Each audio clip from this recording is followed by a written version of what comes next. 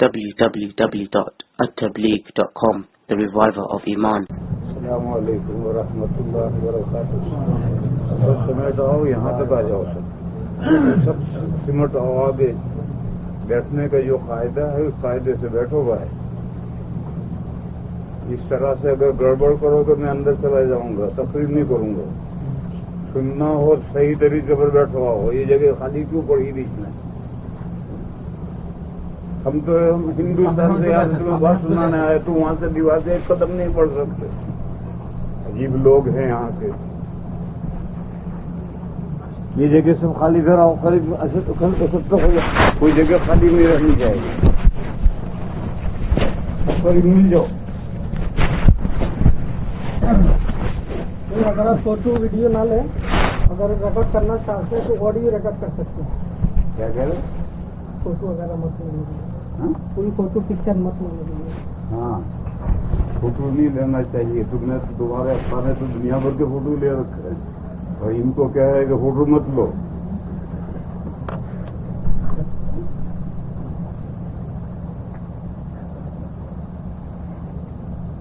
الحمدللہ نحمده ونستعينه ونستغفره ونؤمن به ونتوكل عليه ونعوذ بالله من شرور أنفسنا ومن سيئات أعمالنا. من يهده الله فلا مضل له ومن يضلله فلا هادي له. وأشهد أن لا إله إلا الله وحده لا شريك له. وأشهد أن سيدنا ومولانا وحبيبنا وشفيعنا محمدا عبده ورسوله أرسله إلى الناس كافة بشيرا ونذيرا وداعيا إلى الله بإذنه وسراجا منيرا. صلى الله تعالى عليه وعلى آله وصحبه وبارك وسلم تسليما كثيرا كثيرا. وبعد, فأعوذ بالله من الشيطان الرجيم. والعاديات ضبحا فالموريات قدحا فالمغيرات صبحا فأثرن به جمعا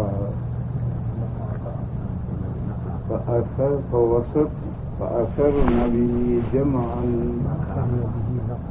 والعاديات ضبحا فالموريات قدحا فالمغيرات صبحا فأثرن به نقعا فوسطن به جمعا. إن الإنسان لربه لكنود وإنه على ذلك لشهيد وإنه لحب الخير لشديد. أفلا يعلم إذا بعثر ما في القبور وحصل ما في الصدور إن ربهم بهم يومئذ لخبير. صدق اللہ. بزرگوں اور بھائیوں, یہ نئی نئی چیزیں جو وجود میں آتی ہیں ان میں فائدے بھی بہت ہیں اور اس میں بعض نقصانات بھی. یہ لاؤڈ اسپیکر فائدہ ہے, دور تک لاکھوں آدمیوں تک آواز پہنچا دیجیے اس کے مدد سے. اور اس کا نقصان بھی ہے. وہ نقصان یہ ہے کہ آدمی دور بیٹھا ہے, یہ آواز آ رہی ہے, قریب جانے کی کیا ضرورت ہے, آواز آ رہی. یہ لاؤڈ اسپیکر کا نقصان ہے.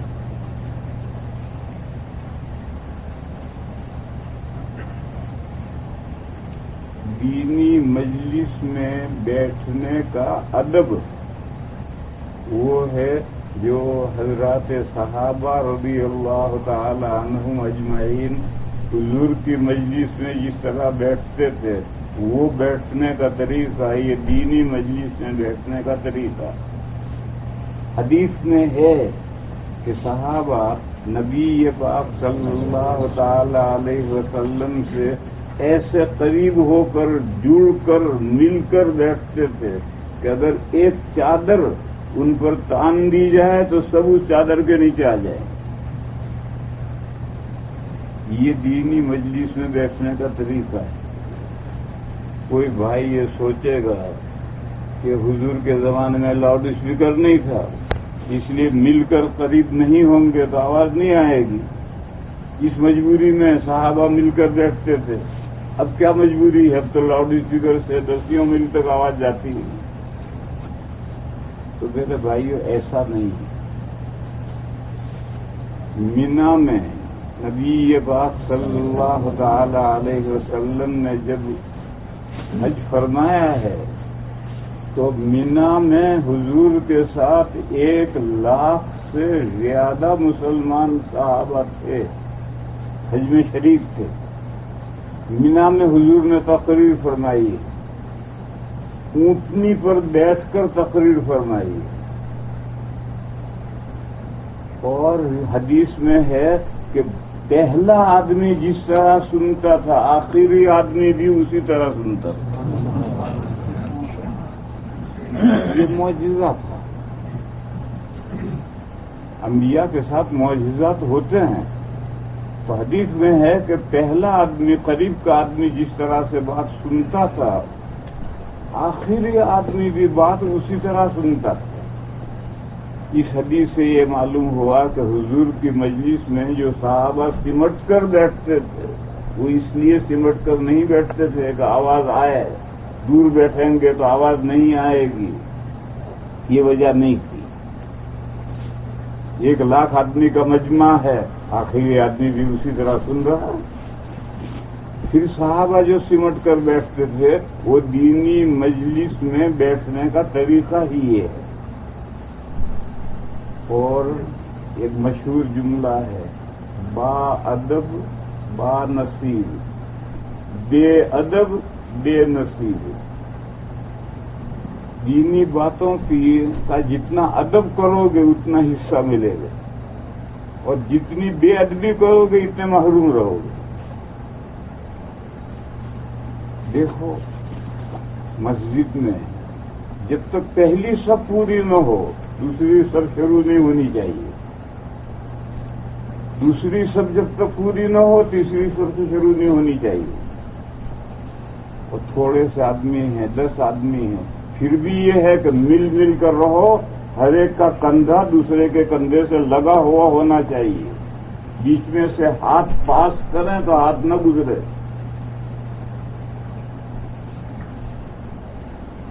10 آدمی ہیں، کھلے کھلے کھڑے رہیں گے تو کیا حرج ہے؟ نبی پاک صلی اللہ تعالی علیہ وسلم نے نمازیوں کو ہدایت دی کہ کندھے سے کندھا لگا کر مل کر کھڑے رہو، درمیان میں فاصلہ مت رکھو۔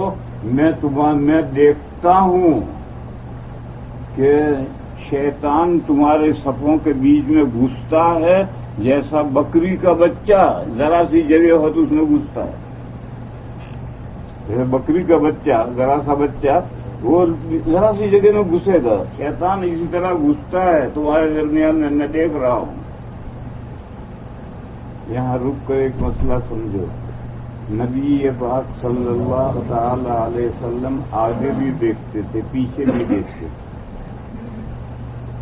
لیکن آگے دیکھنا یہ فزیکلی تھا، جسمانی تھا، اور پیچھے دیکھنا یہ معجزہ تھا۔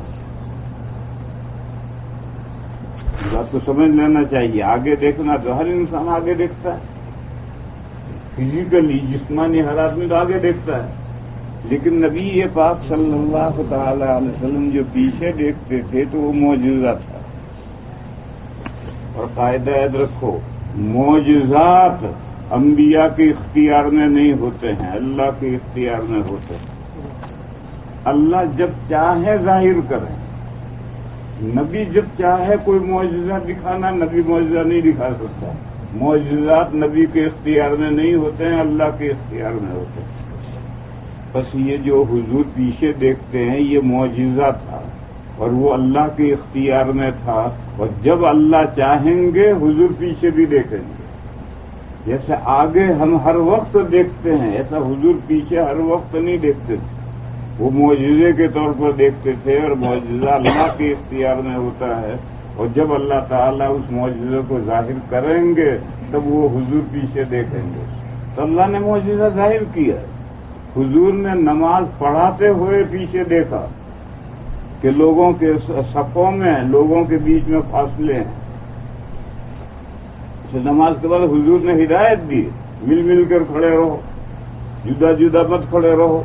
میں دیکھتا ہوں تمہارے صف میں درمیان میں جہاں پرجا کشادگی ہوتی ہے وہاں شیطان گھستا ہے، جس طرح سے بکری کا بچہ گھستا ہے.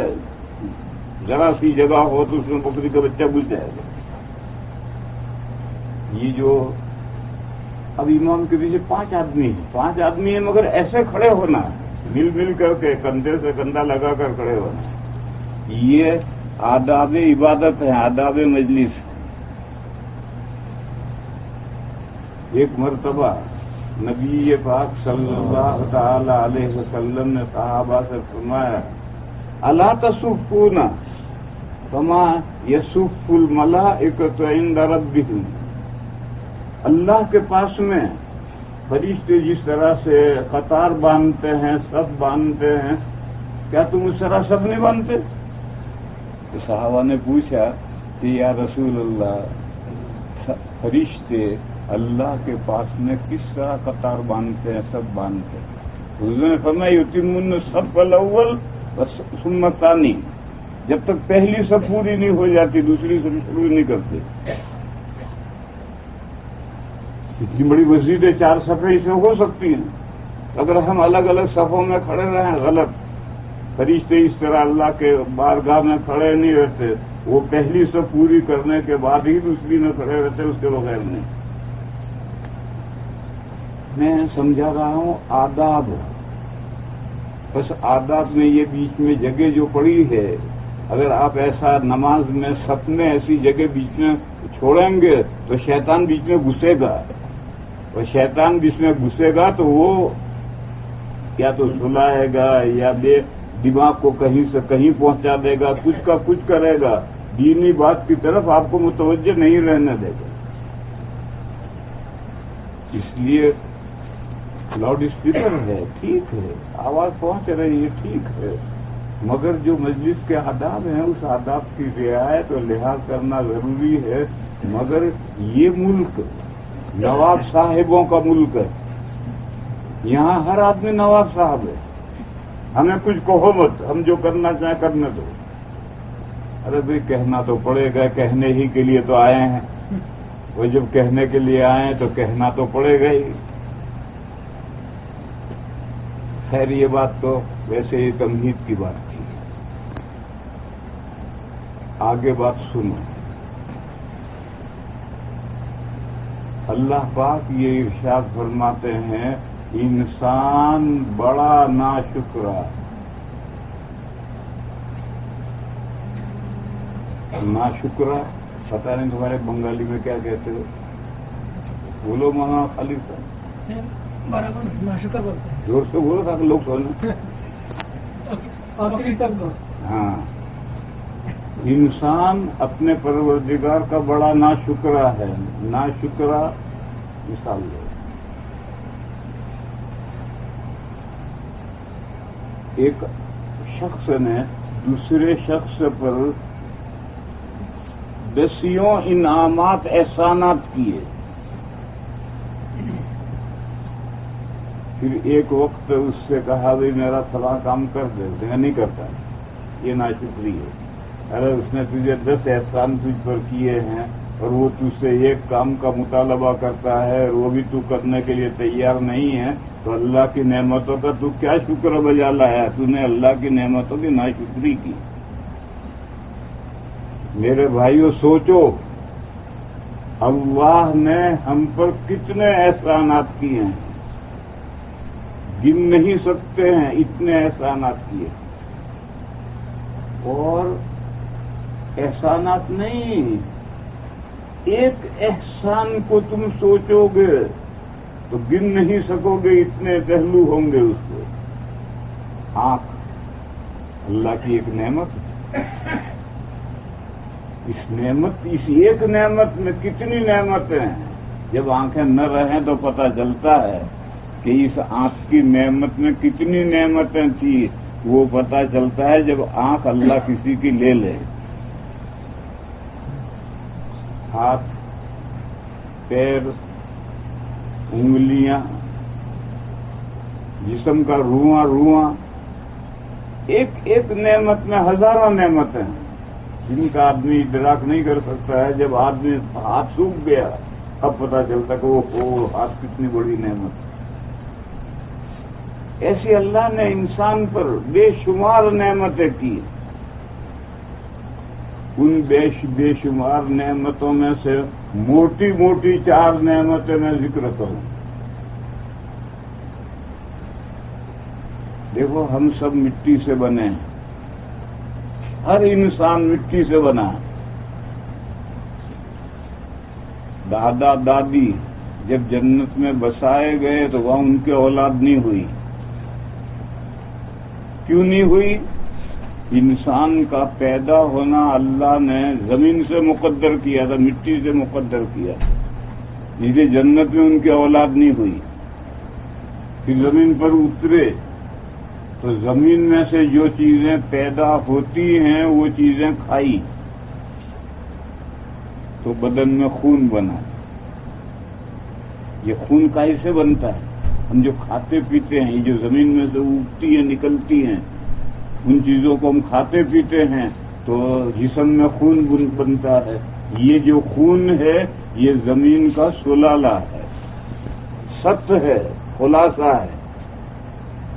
پھر وہی خون مادہ بنتا ہے، وہی مادہ رحم مادر میں پہنچتا ہے.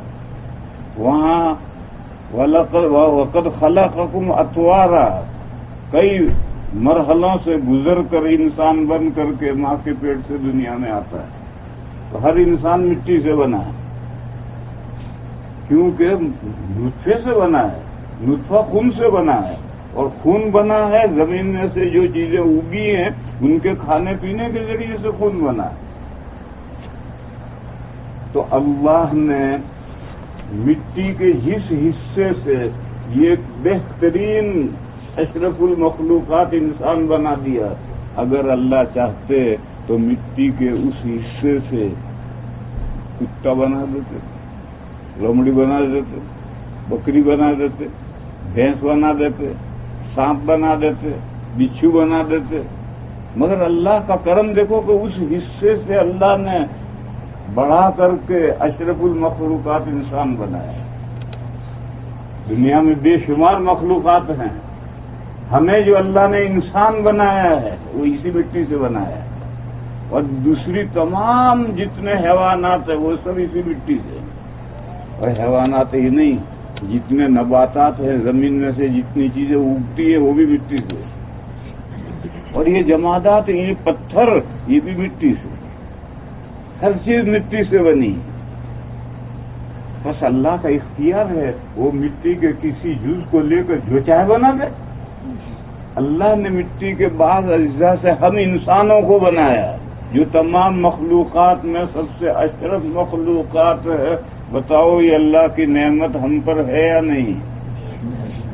سوچو، اگر اللہ اس مٹی کو جس سے میں بنا ہوں، اس مٹی سے اللہ کتا بنا دیتے، خنزیر بنا دیتے، سور بنا دیتے، سانپ بنا دیتے، بچھو بنا دیتے، تو میری کیا ڈیمانڈ تھی اللہ میاں سے کہ میں کہتا کہ آپ نے یہ کیوں بنایا، مجھے کیوں نہیں بنایا؟ ہماری کوئی ڈیمانڈ نہیں.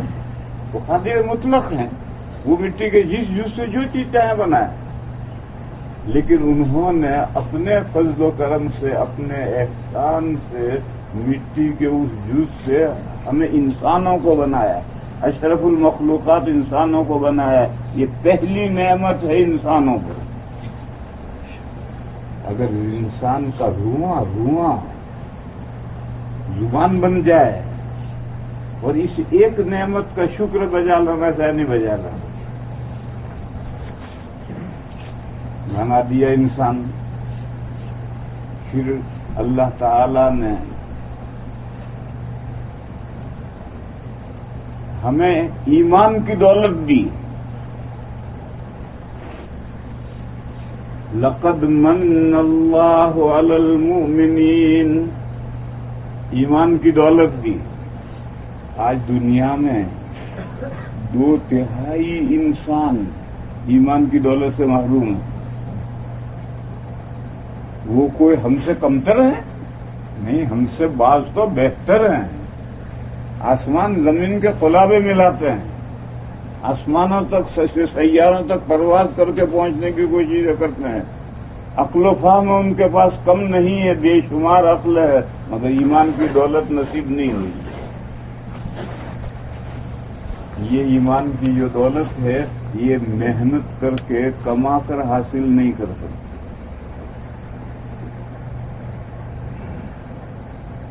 اور کوئی دوسرا انسان بھی نہیں دے سکتا. انک لا تہدی من احببت ولکن اللہ یہدی من یشاء. نبی پاک صلی اللہ تعالی علیہ وسلم کے چچا، جنہوں نے باپ کی طرح سے حضور کو پالا پوسا تھا، آخر تک ایمان نہیں لائے، انتقال ہو گیا کفر کی حالت میں. تو نبی پاک صلی اللہ تعالی علیہ وسلم کو بڑا ہی صدمہ ہوا کہ چچا نے زندگی پر مجھ پر احسانات کیے، میں ان کے احسان کا کوئی بدلہ نہیں دے سکا. ان کو ایمان کی دولت نہیں ملی.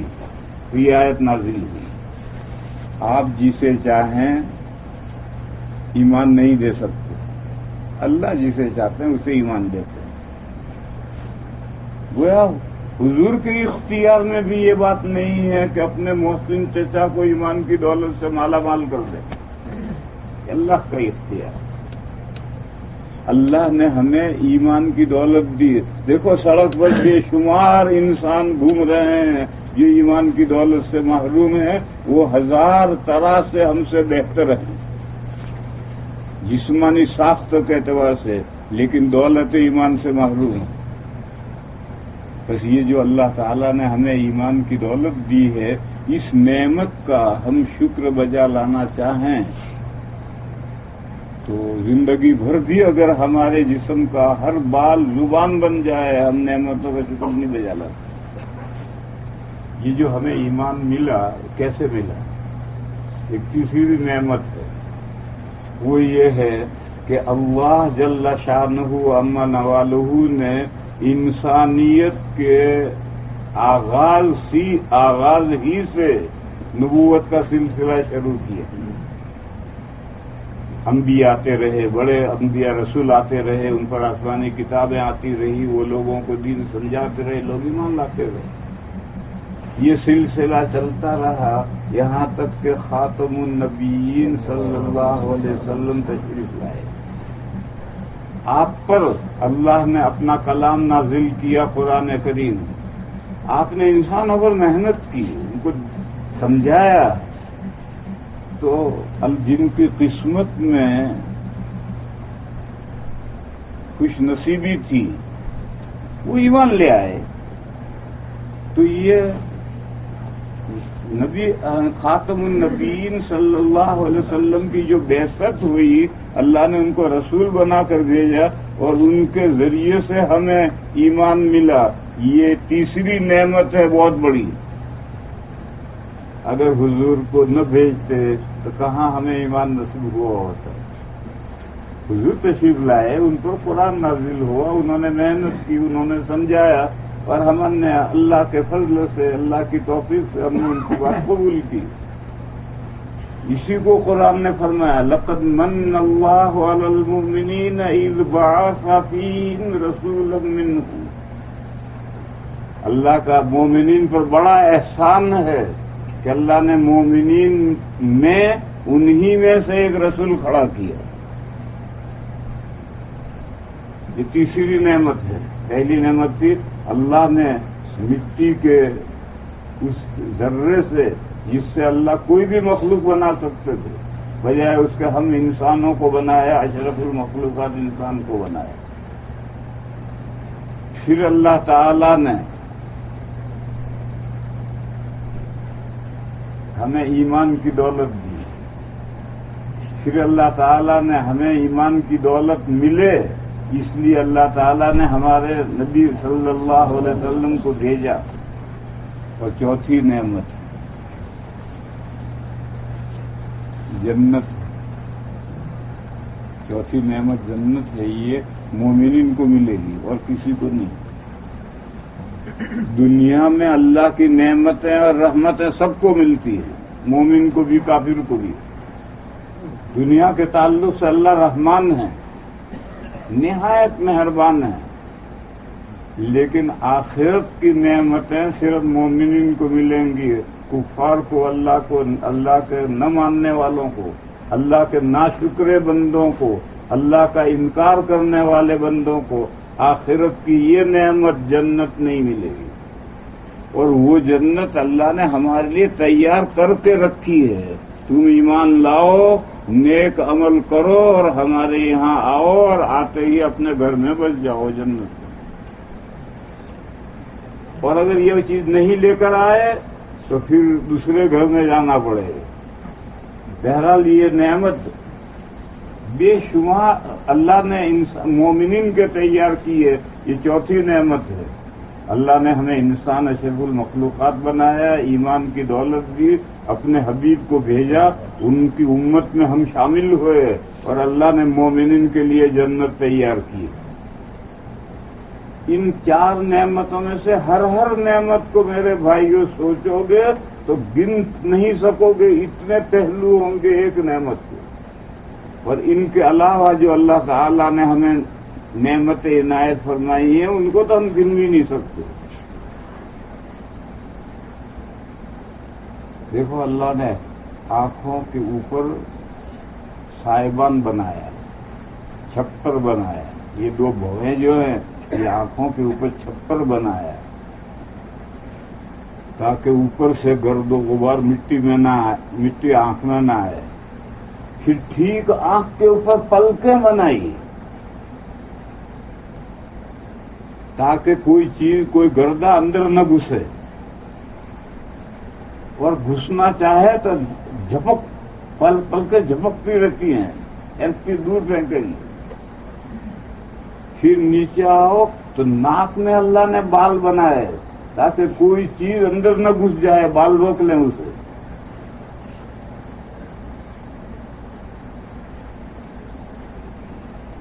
تو اللہ تعالیٰ کی ہمیں جو انسان بنایا ہے، اس کے اندر جو نعمتیں ہیں اسے شمار کرو گے تو شمار نہیں کر سکو گے۔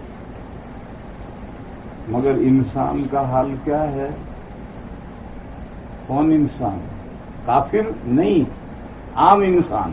انسان کا حال یہ ہے کہ وہ اللہ کی نعمتوں کا ناشکرا ہے، اللہ کی نعمتوں کا شکر بجا نہیں لاتا ہے، اللہ کا جیسا نعمتوں کا حق ادا کرنا چاہیے نہیں ادا کرتا۔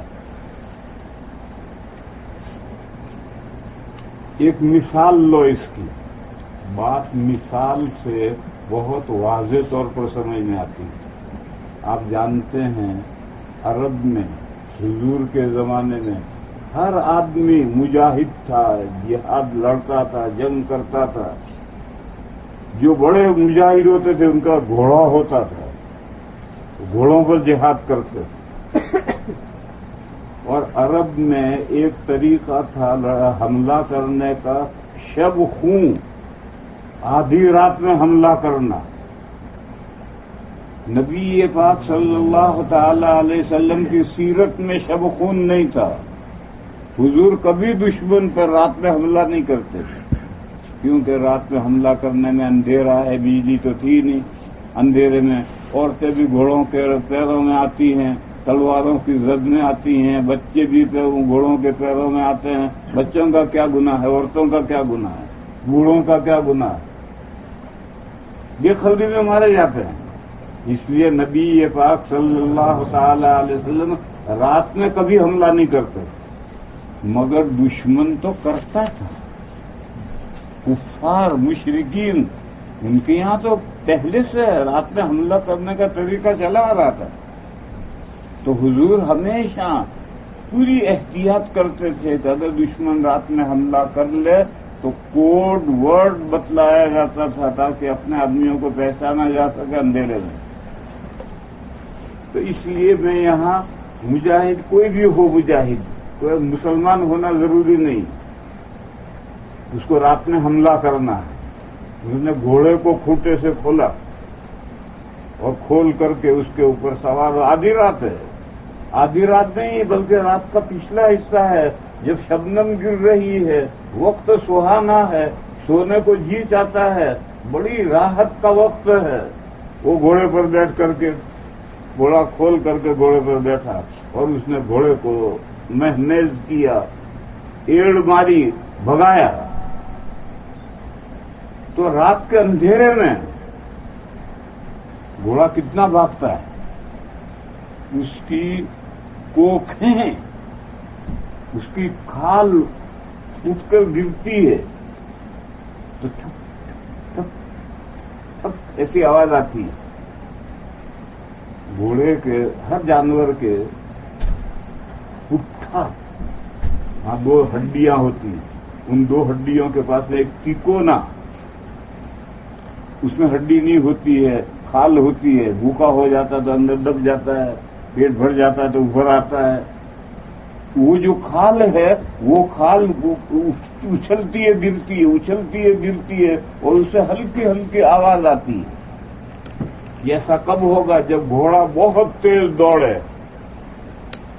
تو فرمایا قسم ہے دوڑنے والے گھوڑوں کی جو اتنا تیز دوڑتے ہیں کہ ان کی کوکھ کی جو کھال ہے وہ اچھلتی ہے اور گرتی ہے، اچھلتی ہے اور گرتی ہے اور آواز پیدا ہوتی ہے، یعنی نہایت تیز دوڑتا ہے گھوڑا۔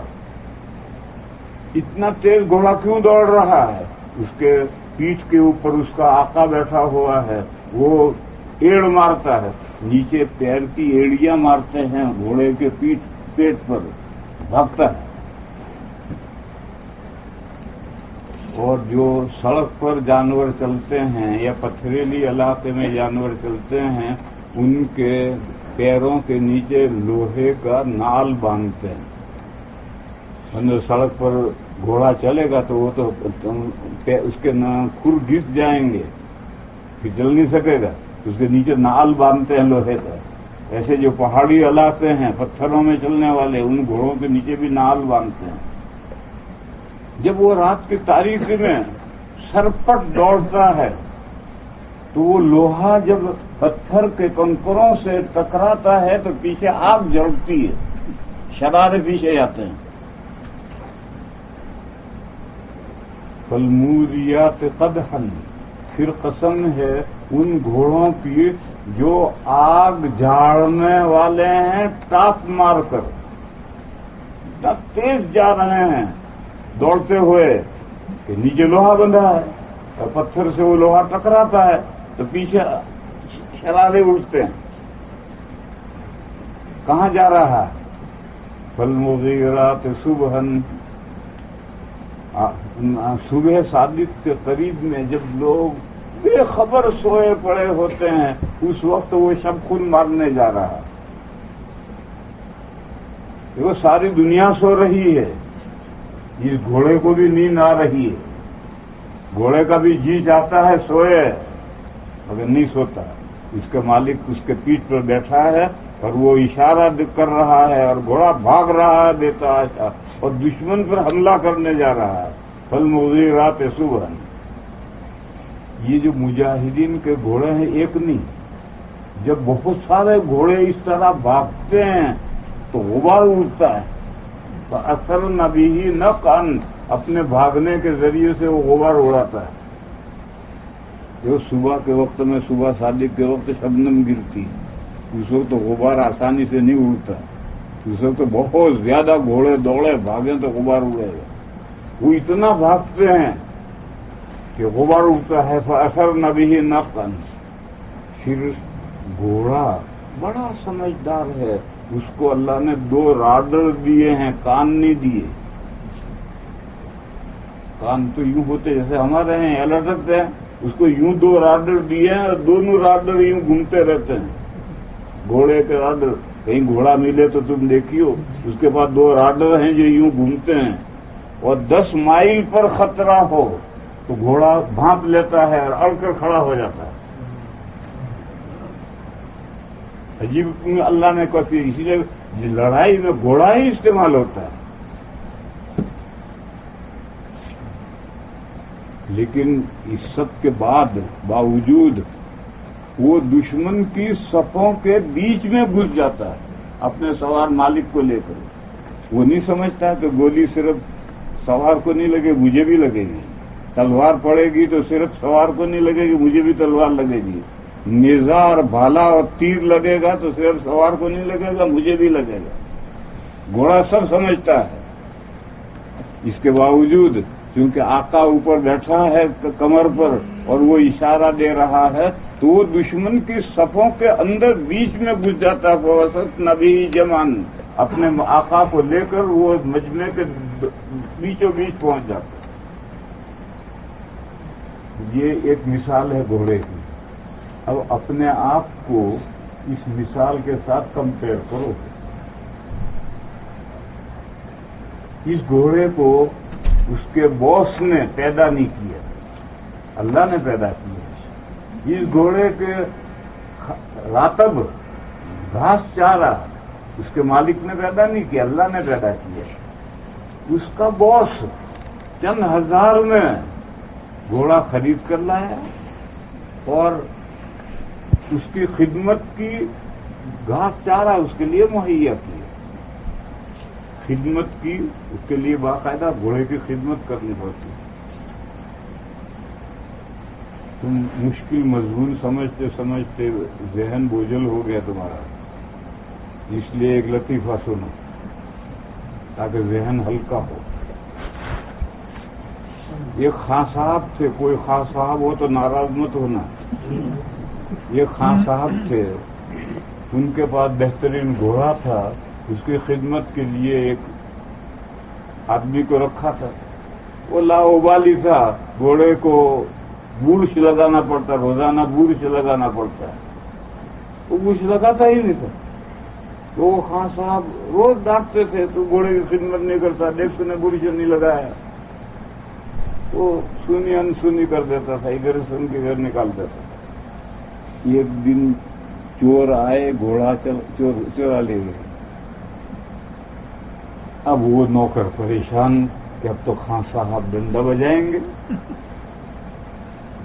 تو وہ جنگل میں گیا اور ایک خرگوش پکڑ کے لایا، ریبٹ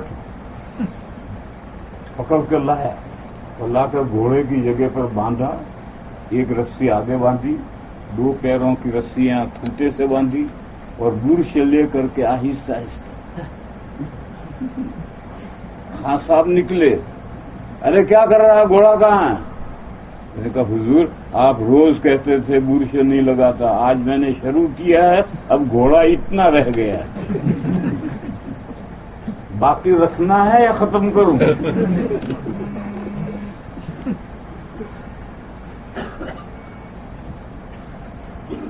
تو خدمت کرنی پڑتی ہے. گھوڑے کو پیدا باس نے نہیں کیا، اس کا گھاس چارہ اس نے نہیں پیدا کیا، وہ سب اللہ نے پیدا کیا.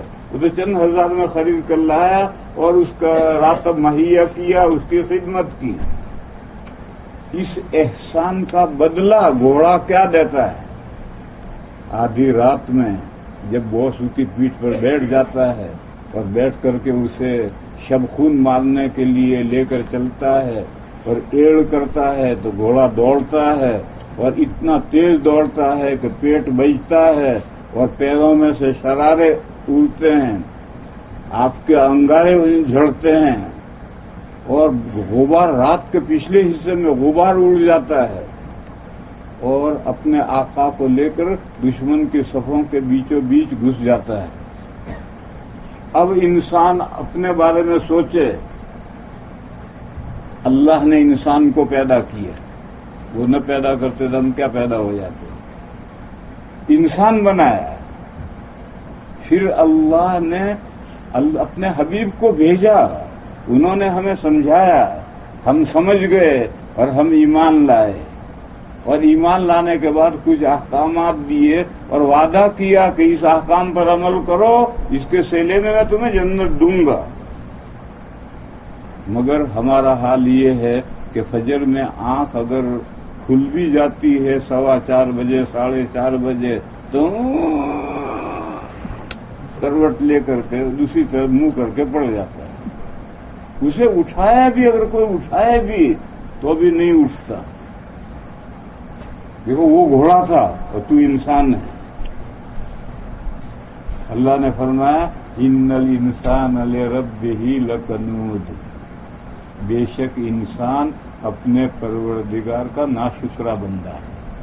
یہ گھوڑا شکر گزار ہے، اس سے تو اپنا موازنہ کر، اور موازنہ کرے گا تو یہ بات تیرے سامنے آئے گی کہ انسان اپنے پروردگار کا ناشکرا بندہ ہے، اور اس کے لیے کوئی دلیل نہیں چاہیے۔ وَإِنَّهُ عَلَى ذَلِكَ لَشَهِيدٌ، اپنے ناشکرا ہونے کا گواہ وہ خود ہے۔ اپنے گئے بان میں منہ ڈال اور اپنے آپ کو اس گھوڑے کے ساتھ کمپیئر کر تو تو خود تیری زبان کہے گی کہ واقعی میں گھوڑا جتنا اپنے آقا کے نعمتوں کا شکر گزار ہے، میں اپنے اللہ کی نعمتوں کا اتنا شکر گزار نہیں ہوں۔ خود ہی انسان کا فیصلہ کرے۔ جب بھی جاؤ چاہو آپ گھوڑے کے ان احوال کے ساتھ انسان اپنے احوال کو موازنہ کر کے دیکھ لے تو خود ہی فیصلہ کرے گا کہ بھئی گھوڑے جتنا میں وفادار نہیں ہوں۔ گھوڑے کو تو جب اس کا باس چاہتا ہے، جس کام کے لیے چاہتا ہے، فوراً تیار، الرٹ، اور انسان یوم و فردا کرتا، آج کروں کل کروں ابھی کروں بعد میں کروں، اللہ کی نعمتوں کی ناشکری کرتا ہے۔ پھر اللہ نے فرمایا کہ اس کی وجہ کیا ہے کہ گھوڑے سے زیادہ تو انسان کے پاس عقل ہے۔ پھر انسان ناشکرا کیوں ہے؟ گھوڑے جتنا بھی شکر گزار نہیں کیوں نہیں؟ فرمایا وَإِنَّهُ لِحُبِّ الْخَيْرِ لَشَدِيدٌ، خیر کے معنی ہے بھلائی۔ بھلائی اتنا کمپریہنسو لفظ ہے کہ اس میں ہر چیز آتی ہے۔ سونے کو جی چاہتا ہے، یہ خیر ہے۔ صرف انسان کا جی نہیں چاہتا، گھوڑے کا بھی جی چاہتا سونے سے۔ کھانے کو جی چاہتا ہے، یہ خیر ہے۔ پینے کو جی چاہتا ہے، یہ خیر ہے۔ مال خیر ہے۔ بے شمار بھلائی کی باتیں ہیں۔ ان بھلائی کی باتیں یہ سب گھوڑے کو بھی پسند ہیں اور انسان کو بھی پسند ہیں، لیکن انسان ان کی محبت میں گھوڑے سے شدید ہے۔ جتنا گھوڑا ان خیر کی باتوں سے محبت کرتا ہے، اس سے انسان ان خیر کی باتوں سے زیادہ محبت کرتا ہے۔ یہ ہے انسان کے فیصدی ہونے کی بات ہے، انسان کے ناشکرا ہونے کی وجہ۔ گھوڑے جتنا شکر گزار کیوں نہیں ہے؟ گھوڑے بھی چاہتا ہے آرام کرے، لیکن باس نے کہا نہیں چل، اور پیٹھ پر بیٹھ گیا بس چل دیے۔ اور انسان سے مؤذن نے کہا حی علی الصلاۃ، نہیں آتا، کیونکہ اس کو سونے کی محبت گھوڑے سے زیادہ ہے۔ کھانے کی پینے کی محبت انسان کے اندر زیادہ ہے۔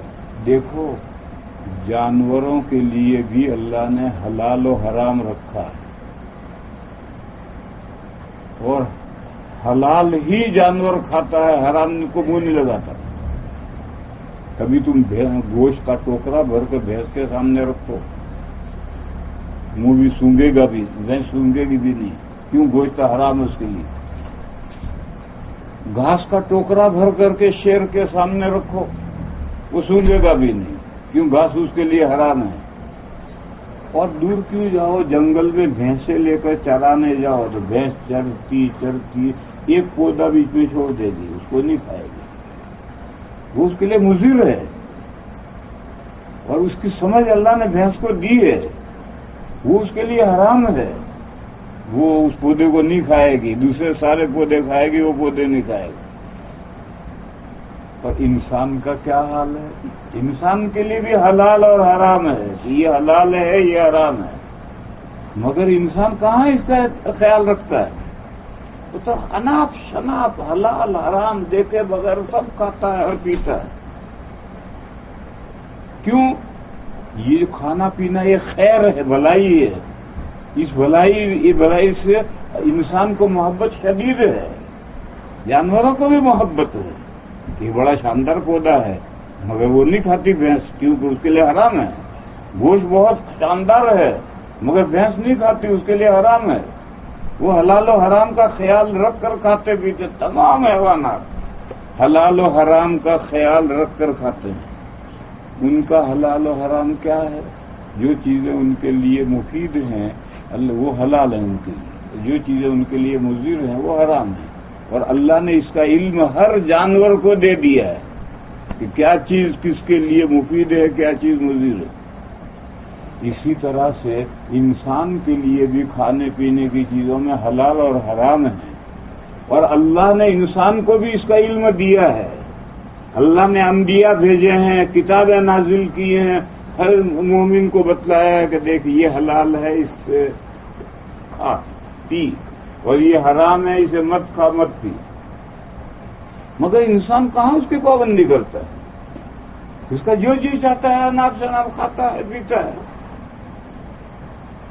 یہ دلیل ہے کہ خیر کی محبت انسان میں جانور گھوڑے سے زیادہ ہے۔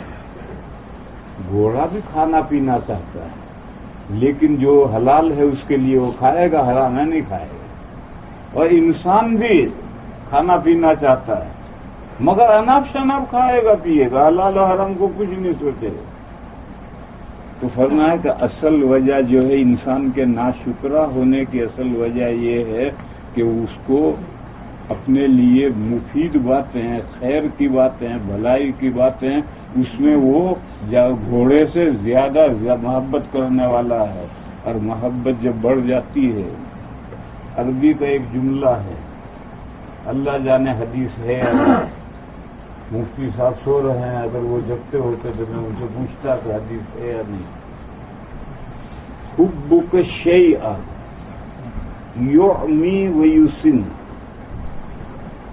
ایک جملہ ہے، مجھے اس وقت نہیں مجھے معلوم کہ یہ حدیث ہے یا عربی کا جملہ ہے۔ حبک شیء یعمی ویسن، آپ کو جب کسی چیز سے محبت ہو جائے تو پھر آدمی اندھا بہرا ہو جاتا ہے۔ تو آدمی کو کسی چیز سے محبت ہو جائے تو آدمی اندھا بہرا ہو جاتا ہے۔ تو جب اس کی محبت کھانے پینے کی چیزوں سے گھوڑے سے زیادہ بڑی ہوئی ہے، یہ محبت اسے اندھا بہرا کر دیتی ہے، اناپ شناپ کھاتا ہے، اناپ شناپ اڑاتا ہے۔ وَإِنَّهُ لِحُبِّ الْخَيْرِ لَشَدِيدٌ۔ پھر اس کے بعد تیسرا مضمون ہے، اور وہ تیسرا مضمون آخری مضمون ہے۔ تیسرا مضمون یہ ہے، اس دنیا میں پردہ پڑا ہوا ہے، ڈھکنا ڈھکا ہوا ہے، ڈھکنے کے نیچے کیا ہے کچھ پتہ نہیں، لیکن مومن کو معلوم ہے کہ یہ ڈھکنا ایک دن اٹھے گا، حقیقتیں اوپن ہوں گی، بات کھل کر سامنے آئے گی۔ افلا يعلم اذا حصل ما في الصدور،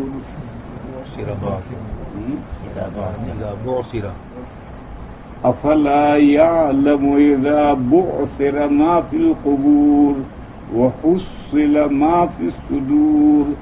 کیا مومن نہیں جانتا کہ ایک دن قبروں میں سے نکلنا ہے؟ اللہ تعالیٰ قبروں میں جتنی مخلوقات دفن ہو گئی، مٹی ہو گئی، ان سب کو اللہ تعالیٰ دوبارہ زندہ کریں گے۔ کیسے زندہ کریں گے؟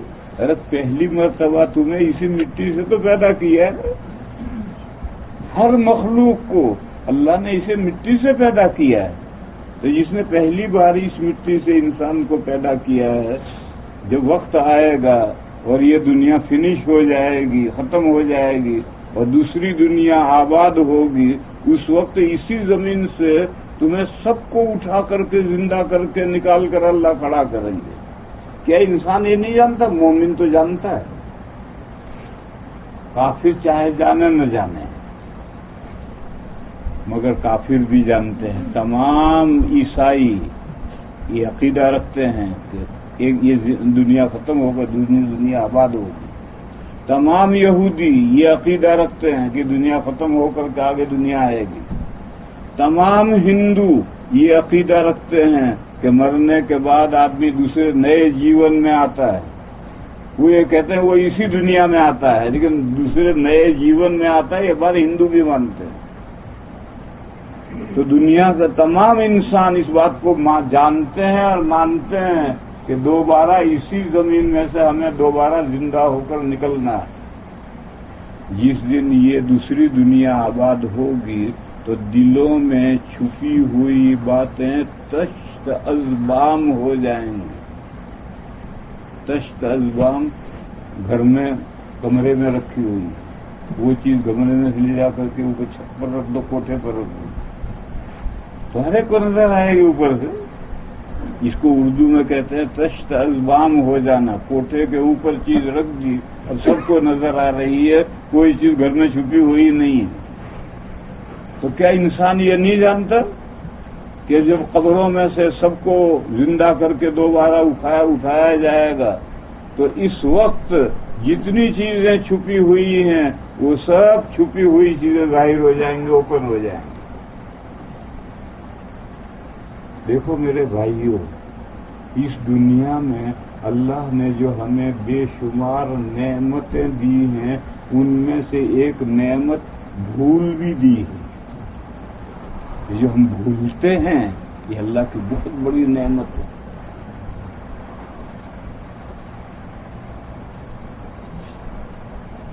حادثہ پیش آتا ہے، اکلوتا لڑکا مر جاتا ہے، بہت بڑا کاروبار جل جاتا ہے، بہت بڑا مال چوری ہو جاتا ہے، کیا حال ہو جاتا ہے؟ کافر تو ہارٹ فیل ہو جاتا ہے۔ مومن ایمان کی برکت سے ہارٹ فیل نہیں ہوتا، خودکشی نہیں کرتا، مگر صدمہ تو مومن کو بھی ہوتا ہے۔ اگر یہ صدمہ لڑکے کے مرنے کا پہلے دن جو صدمہ ہے، اگر یہ صدمہ کنٹینیوس رہے تو بیٹا جہاں آج گیا ہے ابا ہفتے کے بعد وہیں پہنچے گا۔ مگر اللہ نے بھول رکھی ہے، آج جو صدمہ ہے اگلے دن تھوڑا بھولے گا، تیسرے دن اور بھولے گا اور بھولے گا، یہاں تک کہ مہینے کے بعد یہ حال ہوگا کہ کبھی کبھی یاد آئے گا بیٹے کا مرنا، 6 مہینے کے بعد یہ ہو جائے گا، کوئی یاد دلائے گا تو یاد آئے گا، اور زندگی نارمل۔ یہ صدمہ بھولا تو زندگی نارمل ہوئی، اور اگر صدمہ نہ بھولے تو اس لیے بھول اللہ کی ایک بہت بڑی نعمت ہے۔ بھول کے بغیر اس دنیا میں آدمی پنپ نہیں سکتا۔ لیکن دیکھو ہر نعمت اس کی حد میں نعمت ہے، اگر اس کا مس یوز شروع ہو جائے تو پھر نعمت نہیں ہے، پھر نقمت ہے۔ دیکھو گھی اللہ کی بہت بڑی نعمت ہے، فیٹ بڑے پیسے دے کر کے خرید کر لاتے ہیں، اللہ کی بہت بڑی نعمت ہے۔ لیکن اگر آپ لوٹا بھر کر کے ایک ساتھ گھی پی لیں تو لوٹا لے کر اگلے دن بھاگتے بھاگتے تھک جاؤ۔ اب کوئی یہ کہے کہ بھئی میں نے تو اللہ کو گھی پیا تھا اور میں لوٹا لے کر بھاگ رہا ہوں۔ ارے تو نے گھی نہیں پیا، گھی کا مس یوز کیا ہے، یہ مس یوز کا نتیجہ ہے۔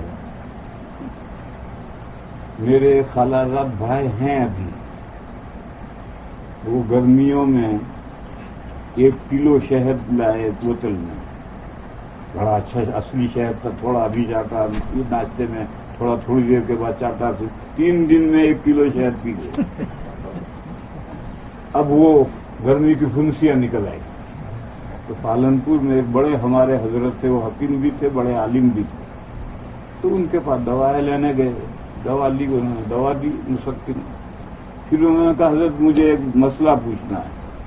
ابھی تھوڑی دیر میں آپ مسئلے پوچھیں گے تو مجھے ایک مسئلہ پوچھنا ہے. کیا پوچھنا ہے بھائی؟ کہا حضرت شہد کے بارے میں تو قرآن میں آیا ہے فیہ شفاء للناس، لوگوں کے لیے اس سے شفا ہے، اور میں تو شہد پی کر کھا کر بیمار پڑ گیا، ہنسیاں نکلے.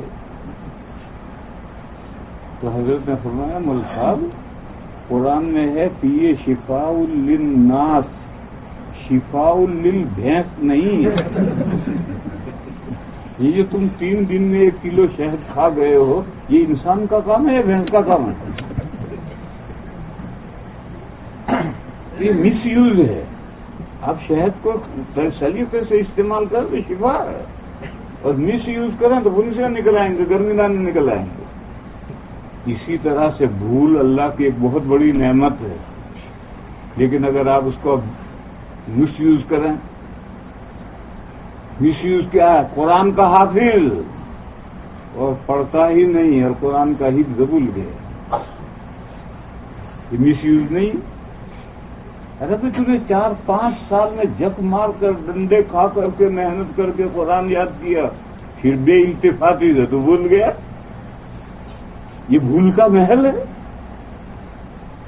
بیوی نے کھیلا دیا، پیسے دیے اور 5 چیزیں بتائی کہ جاؤ بازار میں سے سبزی منڈی میں سے 5 چیزیں لاؤ. سبزی منڈی میں گئے، 4 تو یاد رہی، یہ بھول گیا.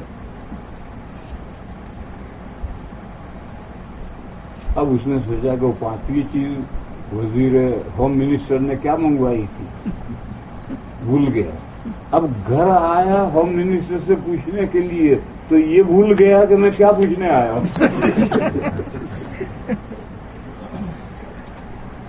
تو میرے بھائی ایسی بھول نعمت نہیں ہے کہ قرآن بھی بھول جائے، کیا چیز یہ بھی بھول جائے. بھول نعمت ہے اللہ کی. اسی لیے جب دوسری دنیا شروع ہوگی تو بھول نہیں رہے گی. بھول کی ضرورت اس دنیا میں ہے. زندگی نارمل ہو جاتی ہے بھول کے سہارے. اس لیے فرمایا یوم یتذکر الانسان ما سعی. دوسری زندگی جب شروع ہو جائے گی تو انسان کو پچھلی زندگی کی ساری باتیں خود بخود یاد آ جائیں گی. کیوں؟ اب بھول کی ضرورت نہیں رہی. بھول کی ضرورت اس دنیا میں تھی. اس دنیا میں آدمی نیکی کرتا ہے بھولتا ہے، برائی کرتا ہے بھولتا ہے. کہ بھول رکھی ہے اللہ نے. نیکیاں بھی بھولتا ہے، برائیاں بھی بھولتا ہے. لیکن جب دوسری زندگی شروع ہوگی اور قبروں میں سے انسان کو دوبارہ نکالا جائے گا تو حصل ما فی الصدور، انسانوں کے سینوں میں جو کچھ ہے وہ سب تس بام ہو کر اسکرین پر آ جائے گا. اس کو سب یاد آ جائے گا کہ میں نے پچھلی زندگی میں کیا کیا، کیا اچھا کیا، کیا برا کیا. یہ سب اس کو یاد آ جائے گا. اور خیر اس کو تو یاد آ گیا، لیکن اللہ تو بھولے ہی نہیں. ان ربهم بهم یومئذ لخبیر. ان کا جو پروردگار ہے وہ ان کے احوال سے قیامت کے دن پورا باخبر ہے. وہ تو اس وقت بھی اللہ ہمارے اعمال سے پورے باخبر ہیں. اللہ نہیں بھولتے. تو اللہ کے علم کے مطابق فیصلے ہوں گے، اور خود انسان کو بھی کیا ہوا سارا کچا چٹا یاد آ جائے گا. یہ تیسرا مضمون ہے کہ آج تو اللہ کی ناشکری کر رہا ہے، مگر ایک دن آئے گا کہ تجھے خود یاد آئے گا کہ میں نے اللہ کی ناشکری کی ہے. پھر تو پشیمان ہوگا، پچھتائے گا. لیکن اب کیا ہوت ہے جب چڑیاں چگ گئی کھیت. گیہوں بوئے تھے، جب پکنے کے قریب گیہوں آتے ہیں تو چڑیاں آتی ہیں، گیہوں خراب کرتے کھاتی ہیں. تو لوگ چڑیاں اڑاتے ہیں. ایک نے غافل رہا اور چڑیاں سارا کھیت کھا گئی، ایک دانہ بھی نہیں رہا کھیت میں. اب وہ گوفن لے کر کھیت میں پہنچتا، اب کیا کر رہا ہے؟ وہ تو چڑیاں سارا کھیت کھا گئی. وہ وقت بہت جلد آتا ہے جب ہماری آنکھ بند ہو جائے گی، اور جب آنکھ بند ہوگی آنکھ کھل جائے گی. آج آنکھ کھلی ہے تو بند ہے، بھول ہے، اچھی بھی بری بھی باتیں ہم سب بھولتے ہیں، شکر بھی بھولتے ہیں، ناشکری بھی بھولتے ہیں، لیکن جب آنکھ بند ہوگی تو بند ہوتے ہی آنکھ کھل جائے گی، اور آنکھ کھلتے ہی پوری زندگی کا کیا کرایا نگاہوں کے سامنے آ جائے گا. یہ اس صورت کے 3 مضمون ہیں. انسان اپنے پروردگار کی نعمتوں کا بڑا ناشکر ہے. دلیل گھوڑے کی مثال. گھوڑا اپنے باس کے ساتھ کس طرح کا معاملہ کرتا ہے، تو اپنے رب کے ساتھ کس طرح کا معاملہ کرتا ہے، کمپیئر کر موازنہ کر. کسی اور سے پوچھنے کی ضرورت نہیں ہے. وَإِنَّهُ عَلَى ذَلِكَ لَشَهِيدٌ. انسان خود اپنے گریبان میں منہ ڈالے تو وہ فیصلہ کر سکتا ہے. ایک مضمون تو یہ بتایا کہ گھوڑا جتنا وفادار ہے، گھوڑا جتنا شکر گزار ہے، انسان اپنے رب کی نعمتوں کا اتنا شکر گزار نہیں ہے. دوسرا مضمون یہ بتایا ہے کہ وائے گھوڑے سے انسان کے پاس عقل زیادہ ہے، پھر گھوڑا زیادہ شکر گزار، ہم کم شکر گزار، ایسا کیوں؟ تو فرمایا خیر کی محبت گھوڑے میں بھی ہے مگر کم ہے، اور خیر کی محبت انسان میں ہے اور گھوڑے سے زیادہ ہے. اور خیر ایسا کمپریہنسو لفظ ہے کہ اس میں ہر بھلائی آ گئی. مال کی محبت بھی اسی میں آ جاتی ہے. یہی مال کی محبت ہے جس کے لیے آدمی اناپ شناپ جائز ناجائز دیکھے بغیر کرتا ہے. گھوڑا نہیں کرتا، جو جائز گھاس ہے وہی کھائے گا، ناجائز نہیں کھائے گا. دوسرا مضمون یہ ہے، وائے کا جواب ہے ریزن کیا ہے، انسان کیوں ناشکرا ہے گھوڑے سے زیادہ. تو فرمایا کہ اس میں خیر کی محبت گھوڑے سے زیادہ ہے. لہذا میرے بھائیوں خیر کی محبت گھٹاؤ. فجر کے وقت میں جی چاہتا ہے پڑھ کے سو رہے ہیں، اس محبت کو گھٹاؤ. مال کی محبت، خیر کی محبت، اسے گھٹاؤ. گھٹانا کیا ہے کہ مال ہم کمائے نہیں کماؤ، مگر حلال حرام کا خیال رکھ کر کماؤ، اناپ شناپ مت کماؤ. پھر تیسرا مضمون یہ ہے کہ انسان نے اس دنیا میں، اس زندگی میں جو کچھ کیا ہے، وہ جب قیامت آئے گی اور قبروں میں سے مردے دوبارہ زندہ ہو جائیں گے، اس وقت میں سب چیزیں تشت ازبام ہو جائیں گی. ہر چیز اس کو خود یاد آ جائے گی، اور اللہ کو تو ہمیشہ سے ہمیشہ تک یاد ہے.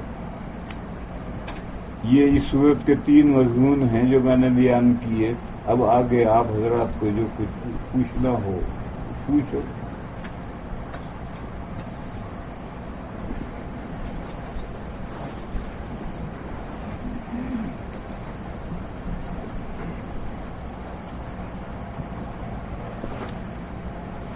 یہاں پر بہت سے مسلمان ٹیکسیاں چلاتے ہیں.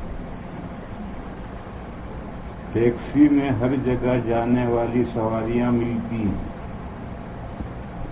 اور یہاں پر قانون یہ ہے کہ سواری کو کسی جگہ لے جانے سے انکار نہیں کر سکتے. کچھ سواریاں کہتی ہیں کہ مجھے ڈانس کلب اور شراب خانے جانا ہے. کچھ سواریاں سنیما دیکھنے بھی جاتی ہیں. کہ اس طرح کی سواریوں کو وہاں لے جا کر چھوڑنا شرعی طور پر جائز ہے؟ جائز ہے. اور ایک فائدہ سمجھو، کسی بھی گناہ کو کرنے والا فاعل مختار ہو، اپنے اختیار سے گناہ کر رہا ہے، تو ذریعہ اور سبب بننے والے کا گناہ نہیں رہتا.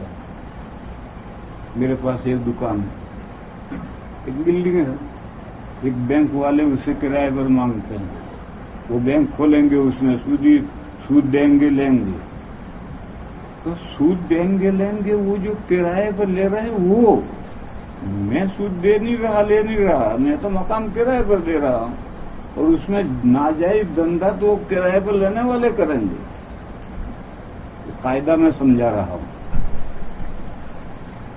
جب کسی گناہ میں فاعل مختار کا فعل متخلل ہو جائے، با اختیار آدمی کا فعل درمیان میں آ جائے تو گناہ کی نسبت منقطع ہو جاتی ہے. جو سنیما دیکھے گا، ناچ گانا دیکھے گا یا ناچے گا گائے گا، وہ خود فاعل مختار ہے.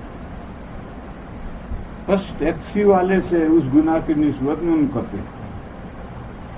مگر سنو، تقویٰ اور پرہیزگاری کی بات یہ ہے کہ بچ سکتا ہے تو ضرور بچے، گناہ میں مددگار نہ بنے.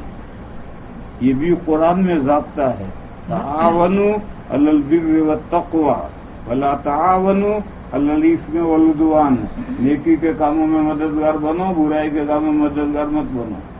اس ضابطے کی روح سے اگر یہ ٹیکسی والا بچ سکتا ہے اور اس کو اس جگہ پر نہیں لے جاتا ہے تو بہت اچھا ہے.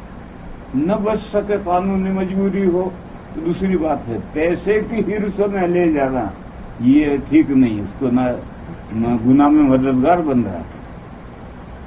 بہرحال جو سنیما جا کر دیکھے گا وہ اپنے اختیار سے کام کر رہا ہے. ٹیکسی والے وہ گناہ میں مددگار تو بنا، لیکن ٹیکسی والے نے وہ گناہ نہیں کیا. کلب میں جا کر ناچ گانا دیکھا یا خود ناچا کودا تو یہ اس کا فعل ہے، فاعل مختار کا فعل ہے. ارے قاعدہ کلی ہے. ہماری ایک دکان ہے، ایک باربر میں کرایہ کر لی، وہ اس میں داڑیاں بھی مونڈے گا تو وہ داڑیاں جو مونڈے گا وہ حجام کا باربر کا فعل ہے، وہ فاعل مختار ہے. میں دکان کا مالک ہوں، میرا فعل نہیں، مگر میں مددگار تو بنا. لہذا تقویٰ کی بات یہ ہے کہ ایسے پیسنجر کو نہ اٹھائے، اور فتوے کی بات یہ ہے کہ اگر اس نے اٹھا لیا تو کرایہ اس کے لیے حلال ہے.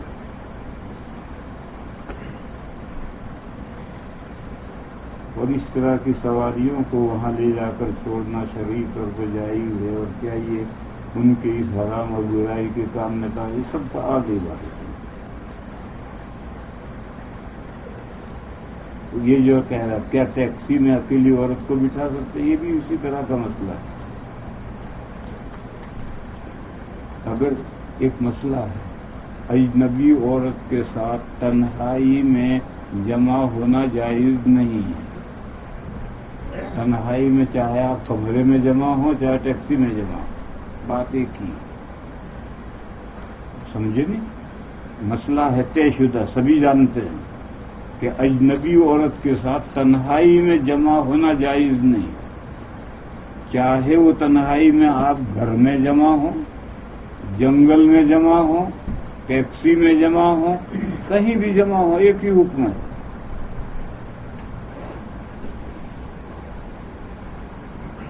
اگر ایک شخص سود کی کمائی سے اپنی بیٹی کو جہیز دے تو کیا سسرال والوں کے لیے وہ جہیز لینا اور استعمال کرنا جائز ہے؟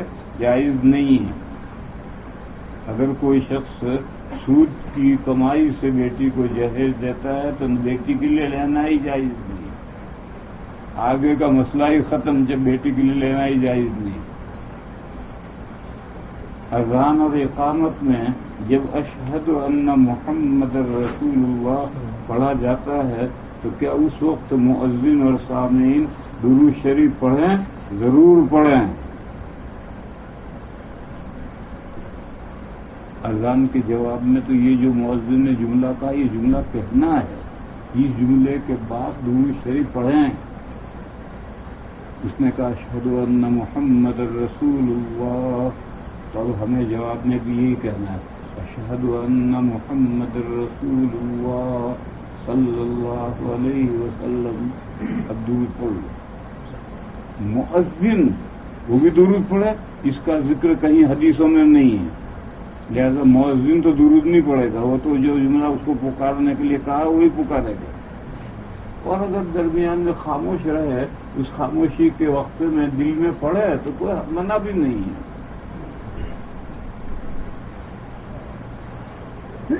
کن کن موقعوں پر درود شریف بھیجنا ضروری ہے اور کن موقعوں پر مقبول ہے؟ بھائی یہ کوئسچن نہیں، یہ ٹاپک ہے.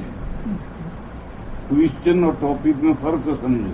ये उन्वान दिया कि इस पर तकरीर करो, किन किन मौकों पर दुरूद शरीफ पढ़ना जरूरी है, कहाँ कहाँ मकरूह है। अरे भाई ये टॉपिक है, ये उन्वान है, ये मजमून है, ये सब्जेक्ट है, ये क्वेश्चन नहीं है। अब तक जो क्वेश्चन थे उसके जवाब मैंने दिए, ये क्वेश्चन नहीं है। इसके लिए किताबें पढ़ो, किताबों में ये सब बातें लिखी हुई है। क्या ये हदीस में है कि मस्जिद में दुनियावी बातें करना नेकियों को ऐसे जला देता है जैसे आग सूखी लकड़ी को? जी हाँ, ये हदीस में है, ये हदीस में, क्योंकि ये क्वेश्चन है। इससे जवाब है वहाँ पे ये हदीस है। हदीस में ये है कि मस्जिद में फजूल बातें करने से नेकियां ऐसी भस्म हो जाती हैं जैसे सोख्ता जलाने की लकड़ी में आग लगाई जाए तो थोड़ी देर में सारी लकड़ी जल जाती है। इसी तरह से नेकियां भस्म हो जाती हैं। निमट गए कि दुरूद शरीफ और दुआ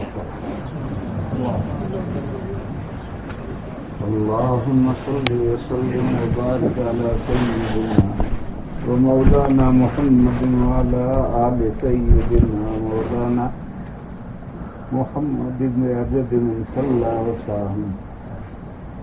रब्बना आतिना फिद दुनिया हसनतन व फिल आखिरति हसनतन व क़िना अज़ाबन नार।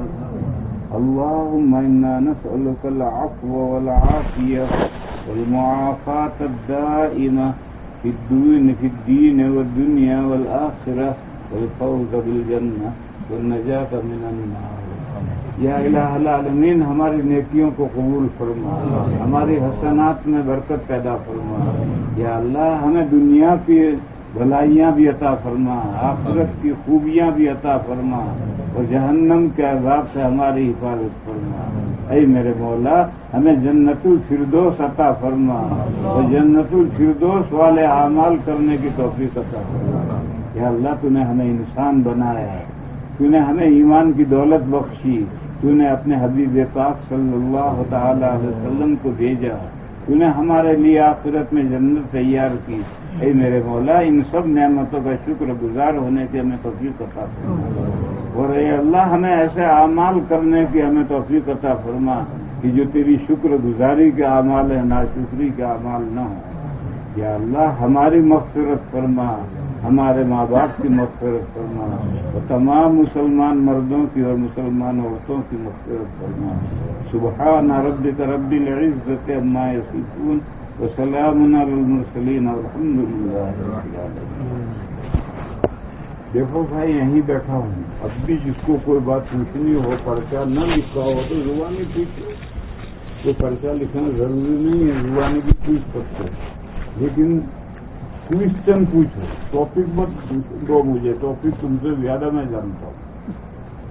तुम्हारा पास जरूरत का कोई सवाल है तो वो जरूरत का सवाल पूछो। पानी ला का साथ, पानी ठंडा ला।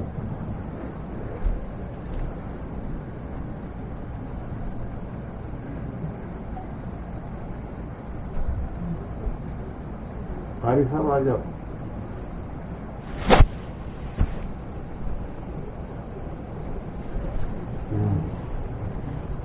तो आपका साला कहाँ है?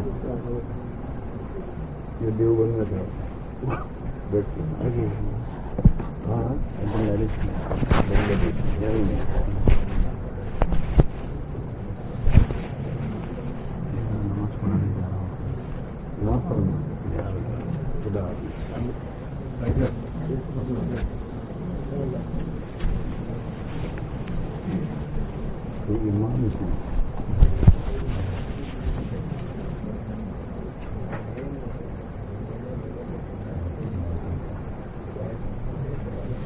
मुफ्ती साहब तशरीफ लाओ यहाँ, मुफ्ती जमाल साहब तशरीफ लाओ।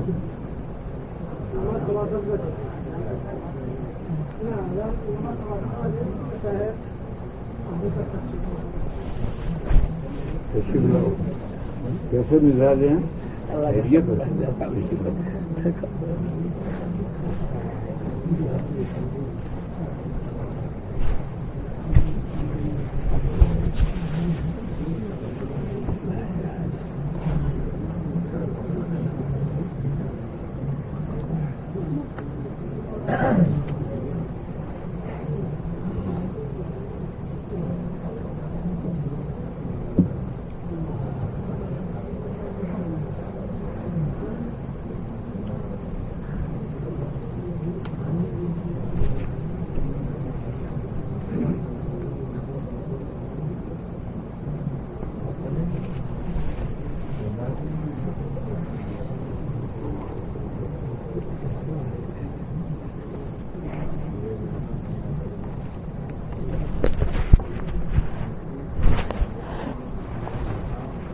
اس حدیث کا حوالہ بھی بتا دیں، اس حدیث کا حوالہ بھی بتا دیں۔ اگر گھر میں جماعت کروائیں تو کیا میاں بیوی ایک صف میں کھڑے ہو سکتے ہیں؟ کوئسچن ہے حدیث کا، یہ تو بندہ مجھ سے پوچھ رہا ہے کہ اگر گھر میں میاں بیوی جماعت کریں تو ایک صف میں کھڑے ہو سکتے ہیں یا نہیں ہو سکتے؟ یہ تو مجھ سے مسئلہ پوچھ رہا ہے، اور عنوان اس حدیث کا حوالہ بھی بتا دیں۔ کون سی حدیث؟ اس میں تو کوئی حدیث نہیں، اس میں تو ایک سوال ہے، مجھ سے پوچھا جا رہا ہے۔ جواب یہ ہے کہ ایک صف میں میاں بیوی کھڑے نہیں ہو سکتے، شوہر آگے کھڑا ہوگا اور عورت پچھلے صف میں کھڑی ہوگی۔ اور اس کے بارے میں ہدایہ میں ایک حدیث ہے، اخروہن من حیث اخرہن اللہ، عورتوں کو پیچھے کرو اس لیے کہ اللہ نے قرآن کریم میں عورتوں کو نمبر 2 ذکر کیا ہے ہر جگہ۔ ان المسلمین والمسلمات والمؤمنین والمؤمنات والقانتین والقانتات، 10 باتیں ہیں، 10 میں پہلے مرد پھر عورت، پہلے مرد پھر عورت۔ تو اللہ نے قرآن کریم میں ذکر ان کا نمبر 2 کیا، بس ایک جگہ عورت کو پہلے لیا ہے، وہ کیا جگہ ہے؟ الزانیۃ والزانی، زناکار عورت اور زناکار مرد، ان کی یہ سزا ہے۔ یہاں زناکار عورت کو پہلے ذکر کیا اور زناکار مرد کو بعد میں۔ مفسرین کرام نے نقطہ بیان کیا کہ اگر عورت تیار نہیں ہے تو مرد زنا کر ہی نہیں سکتا، اور زبردستی کرے وہ الگ بات ہے، اور زبردستی کرنے کی صورت میں عورت کو کوئی سزا نہیں ملے گی، زانی کو ہی سزا ملے گی، عورت کو سزا نہیں ملے گی۔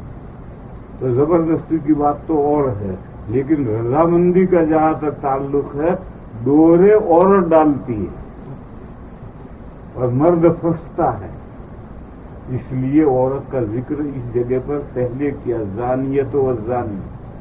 باقی پورے قرآن کریم میں فرسٹ مرد کا ذکر آتا ہے، سیکنڈ عورت کا ذکر آتا ہے۔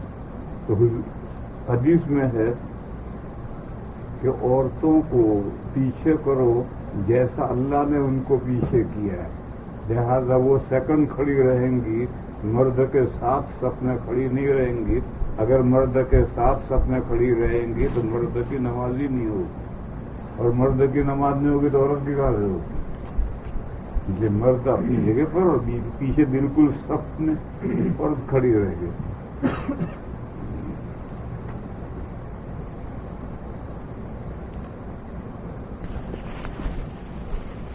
کیا کسی مسجد میں دوسری جماعت کروا سکتے ہیں؟ جماعت ثانیہ وہ مسجد جہاں امام متعین ہے، مقتدی متعین ہے اور 5 وقت کی جماعت وہاں ہوتی ہے، وہاں محلے کے لوگوں کے لیے جماعت ثانیہ کرنا مشروط ہے بھی۔ اور کوئی مسافر آ گئے سریرا اور وہ اپنے مسجد میں کسی ایک طرف اگر جماعت کر لے تو اس کی گنجائش، مسافر کہیں راستہ گزر رہے تھے، لیکن جو محلے کے لوگ ہیں، جو مسجد کے نمازی ہیں، ان کے لیے جماعت ثانیہ کرنا مفروض تحریمی ہے، کیونکہ اگر اس طرح سے سلسلہ شروع ہو جائے گا تو غیر مقلدوں کی مسجدوں میں جو کچھ ہوتا ہے وہی شروع ہو جائے گا۔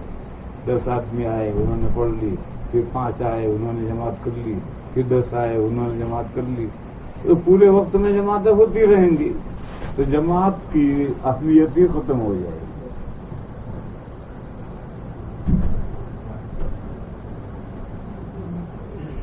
بعض لوگ یہاں امریکہ میں اپنے کام کی مشقت کی وجہ سے رمضان کے روزے نہیں رکھتے، کہتے ہیں اتنی گرمی میں روزہ رکھ کر کام کرنا مشکل ہے۔ اب اسے مجھ سے تو کچھ نہیں پوچھا. یہ تو ان کی بکواس سنائی ہوئی ہے کہ وہ یہ بکواس کرتے ہیں. مجھ سے تو کچھ پوچھا نہیں. جب مجھ سے کچھ پوچھا ہے میں کیا جواب دوں؟ دیکھو ہمارے یہاں تو کھیتوں میں گرمیوں میں آج یہاں پر وہاں فرق کتنا ہی ہے. 2 گھنٹے 3 گھنٹے کا فرق ہے گرمیوں میں. وہاں کسان دن میں ہل چلاتے ہیں دھوپ میں اور روزہ رکھتے ہیں. اس تمام کارخانوں میں لوگ کام بھی کرتے روزہ بھی رکھتے ہیں. اور تو ہی نہ چاہے تو باتیں ہزار ہیں.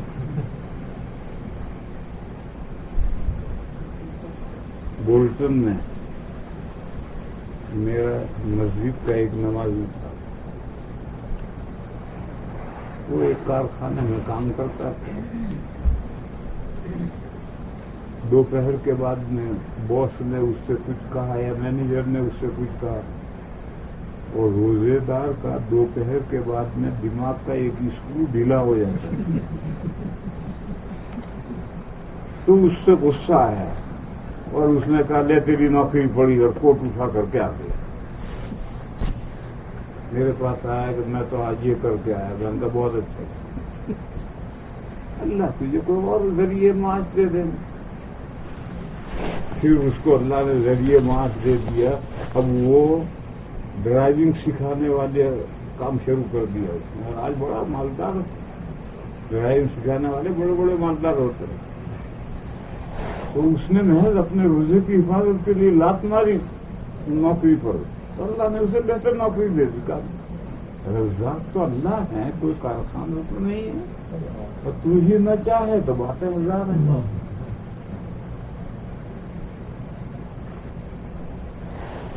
مسجد میں دنیاوی باتیں کرنا نیکیوں کو جلا دیتے ہیں. اس کا حوالہ بیان کرنا ہے. دیکھو میں حوالے کے لیے دنیاوی لفظ تو حدیث میں نہیں آیا.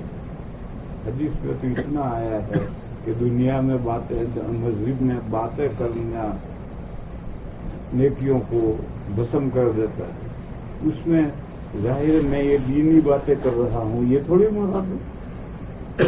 اگر یہ مراد ہوتی تو ہم کیوں یہاں یہ دین کی باتیں کرتے. محاذ دنیاوی باتیں مراد ہے. یہ عقل سے بڑھانا پڑے گا. دیکھو قرآن کریم میں ہے ان اللہ علی کل شیء قدیر. اللہ ہر چیز پر قادر ہے. تو کیا اللہ اپنے آپ کو فنا بھی کر سکتے؟ اللہ اپنے آپ کو فنا بھی کر سکتے, ہم کو فنا کر دیتے ہیں. اور اللہ ہر چیز پر قادر ہیں, تو کیا اللہ اپنے آپ کو فنا بھی کر سکتے ہیں؟ تو یہ کہیں گے کہ بھئی شے سے مراد ہے اللہ کے علاوہ. یہ آپ کوئی سوال کرتا ہے اللہ ہر چیز پر قادر ہے, تو کیا اللہ ہمیں اپنے ملک سے باہر نکال سکتے ہیں؟ کہاں نکالیں گے؟ جہاں لے جائیں گے وہ انہی کا ملک ہے. تو پھر ایسی جگہ پر تخصیص و عقل سے کرنی پڑتی ہے. تو ایسے ہی یہاں ذکر مسجد میں باتیں تو دنیاوی باتیں مراد ہیں. یہ تخصیص عقل ہے, اس کے لیے کوئی حدیث نہیں ہے.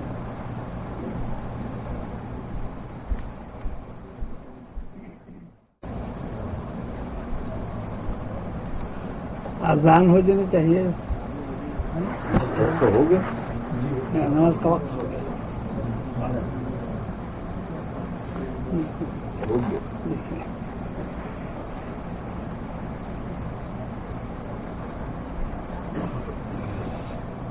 مفتی قاری صاحب کہاں ہے؟ کون اذان دے گا؟ کوئی اذان دے دے.